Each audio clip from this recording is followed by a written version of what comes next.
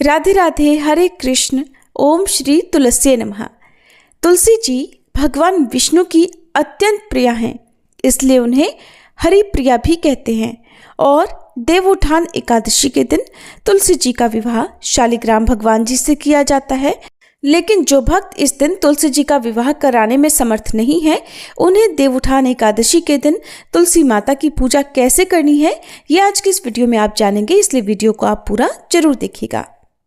एकादशी के दिन तुलसी जी में जल अर्पित नहीं किया जाता है, न ही तुलसी के पत्ते तोड़े जाते हैं और तुलसी जी को स्पर्श भी नहीं किया जाता है। लेकिन साल भर में एकमात्र देवउठान एकादशी ऐसी है जिस दिन हम तुलसी जी का विवाह कराते हैं और विवाह की रस्मों को पूरा करते हुए तुलसी जी में जल भी अर्पित करते हैं और उन्हें स्पर्श भी करते हैं, क्योंकि उनकी परिक्रमा करनी होती है या उनको पूजन करते समय श्रृंगार की सामग्री भी अर्पित करनी होती है। और इस दिन तुलसी जी को स्पर्श करने से कोई भी दोष नहीं लगता है। ऐसी मान्यता है कि एकादशी के दिन तुलसी माता भी निर्जल और निराहार रहकर व्रत रखती हैं, ताकि वे भगवान विष्णु को पति रूप में प्राप्त कर सके। और यही कारण है कि आज के दिन सभी गृहस्थ जनों को तुलसी जी का विवाह कराना चाहिए। और जो लोग समर्थ नहीं हैं, वे इस दिन तुलसी माता को 16 श्रृंगार की सामग्री अर्पित करके विधि विधान से पूजा करें। तो सबसे पहले आप तुलसी जी के पौधे को साफ कर लें। और जो लोग इस दिन गंगा जल या शुद्ध जल तुलसी जी में अर्पित नहीं करना चाहते हैं, एकादशी के नियमों का पालन ज़्यादा करना चाहते हैं, वे मन से तुलसी जी को स्नान का भाव कराने के बाद उनकी पूजा की तैयारी करें। सुबह ब्रह्म मुहूर्त में और शाम को गोधूली मुहूर्त में तुलसी माता की पूजा की जाती है। तुलसी विवाह कैसे किया जाता है, इसकी कंप्लीट वीडियो तो आपको हमारे चैनल पर मिल ही गई होगी। यहाँ पर मैं आपको सिर्फ साधारण विधि से तुलसी माता की पूजा कैसे करनी है यही बताऊंगी। तो तुलसी जी के पौधे में आज आप गंगा जल और या फिर कच्चा दूध और हल्दी मिलाकर अर्पित करें। और इसके बाद तुलसी जी के पौधे का आप श्रृंगार करें। उन्हें सुबह पूजा कर रहे हैं तो सुबह के समय एक सुहागिन को जो श्रृंगार की सामग्री अर्पित की जाती है, जैसे चूड़ी, बिंदी, सिंदूर, मेहंदी, काजल, बिछिए, मंगलसूत्र आदि, लाल चुनरी आदि, वो सभी श्रृंगार की सामग्री आप उन्हें अर्पित करें। ताजे फूलों की माला अर्पित करें। और जो भी सामग्री अर्पित कर रहे हैं या तुलसी माता की पूजा कर रहे हैं, उस समय आप ओम श्री तुलसी नमः या फिर ओम श्री कृष्ण प्रिया नमः और हरि प्रियाय नमः, इन मंत्रों का, या ओम सुभद्राय नमः, ओम सुप्रभाय नमः, इन मंत्रों में से किसी भी मंत्र का जाप कर सकते हैं।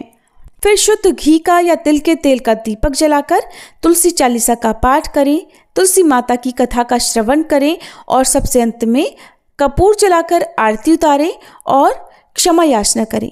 फिर तुलसी जी की आप 3, 5 या 7 बार परिक्रमा करें। तुलसी जी के चारों ओर घूमकर परिक्रमा करनी चाहिए। चारों ओर घूमकर परिक्रमा करना संभव ना हो तो अपनी जगह पर खड़े होकर तुलसी माता की 7 बार परिक्रमा कर लेनी चाहिए। और इसके बाद आप तुलसी माता को भोग लगाएं। भोग आप घर की बनी हुई शुद्ध मिठाइयों का लगा सकते हैं या फिर खोए का, माखन मिश्री का भोग भी तुलसी माता को अर्पित कर सकते हैं, मौसमी फलों का, मिश्री का, या फिर आप इस दिन साबूदाने की बनी हुई खीर का भोग भी तुलसी माता को अर्पित कर सकते हैं।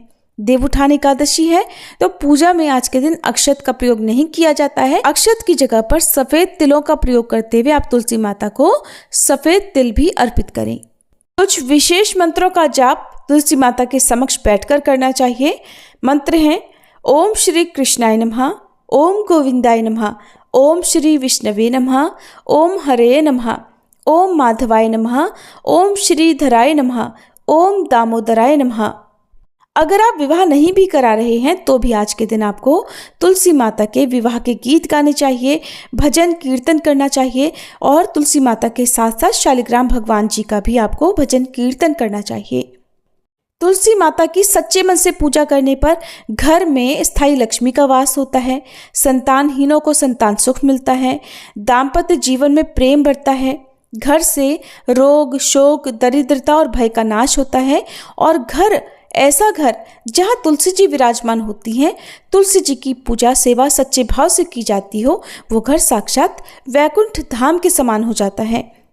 इस तरह से तुलसी माता की पूजा करने के बाद हाथ जोड़कर सच्चे मन से आप क्षमा याचना जरूर कर लें, ताकि पूजा में या कोई भी सामग्री अर्पित करने में कुछ कमियां अधिक हो गया हो, कोई गलती हो गई हो, तो उसके लिए तुलसी माता आपको क्षमा कर सकें।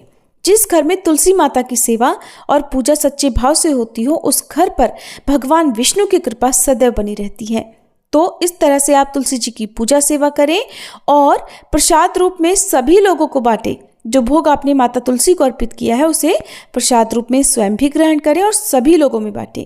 इस दिन आप आंवला, सिंघाड़ा, मूली, गन्ने का भोग भी तुलसी माता को अर्पित कर सकते हैं, क्योंकि इस दिन भगवान विष्णु को जो भोग लगाया जाता है वही भोग तुलसी माता को भी अर्पित किया जाता है।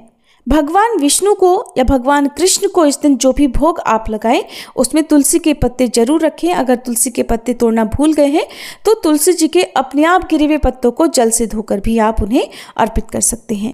तुलसी माता को अर्पित की गई श्रृंगार की सामग्री, अगर आप स्वयं सुहागिन हैं तो उसमें से आशीर्वाद रूप में कुछ सामग्री को अपने पास अपने प्रयोग के लिए रखें, कुछ का आप दान कर सकते हैं।